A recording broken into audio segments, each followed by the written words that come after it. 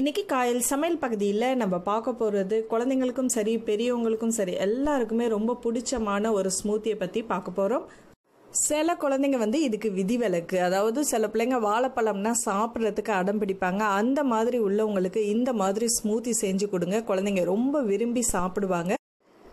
வாழைப்பழம் 2 எடுத்துங்க. அது எந்த வகையான வாழைப்பழமாக இருந்தாலும் சரி, நல்ல கனிஞ்ச பழமாக பார்த்து 2 பழம் எடுத்துக்கங்க. வாழைப்பழத்தில் உள்ள சத்துக்கள்னு அப்படின்னு பார்த்தீங்கன்னா எண்ணிக்கையில் சொல்லவே முடியாது, அவ்வளோ சத்துக்களும் இருக்குது.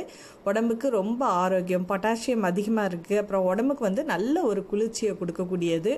நம்ம உடம்புக்கு தேவையான அளவுக்கு அத்தனை விட்டமின்ஸும் இதில் இருக்குது. அதனால் இதை எப்படியும் ஒரு நாளுக்கு ஒரு வாட்டியாவது சாப்பிடுங்க. எல்லாருமே சாப்பிட்றது ரொம்ப ஆரோக்கியம்.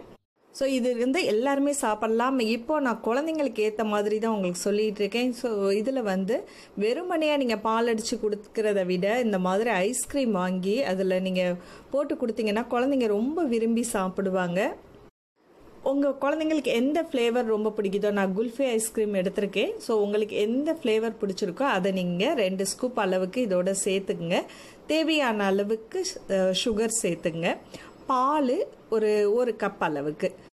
இதில் நீங்கள் சுகருக்கு பதிலாக நாட்டு சக்கரை அல்லது தேன் சேர்த்துக்கலாம். ஐஸ்கிரீமை அவாய்ட் பண்ணிட்டு வெறும் பாலை மட்டும் சேர்த்து சாப்பிட்லாம், ரொம்ப நல்லாயிருக்கும்.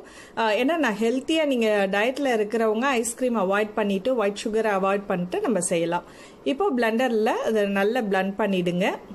வாழைப்பழம் பாலும் சேர்த்து நம்ம சாப்பிடும்போது ரத்த சோகம் இதில் ஃபுல்லாகவே கண்ட்ரோல் ஆகிடும். மலச்சிக்கல் இல்லாமல் உங்களை பாதுகாத்துக்கும். அதே மாதிரி நல்ல அதிகமாக கடினமான வேலை செய்கிறவங்க, அப்புறம் பிளேயர்ஸ், இவங்கெல்லாம் பார்த்தீங்கன்னா அடிக்கடி வாழைப்பழம் சாப்பிடுவாங்க. ஸோ அந்த மாதிரி நம்ம ரெகுலராக சாப்பிடும்போது உடம்புக்கு ரொம்ப ரொம்ப ஹெல்த்தி. இது ஃப்ரெஷ்ஷாக செஞ்சு சாப்பிடும்போது தான் ரொம்ப ருசியாக இருக்கும், அதே மாதிரி ஆரோக்கியமும் கூட. ஸோ அப்பப்போ செஞ்சு உடனே சாப்பிடுங்க. விருப்பப்பட்ட ஐஸ் கியூப் சேர்த்துங்க. இந்த வீடியோ உங்களுக்கு பயனுள்ளதாக இருந்தால் மறக்காமல் லைக் பண்ணிவிட்டு உங்கள் கருத்துக்களை ஷேர் பண்ணிங்க. அடுத்து ஒரு இன்ட்ரெஸ்டிங்கான வீடியோவில் சந்திப்போம். நன்றி.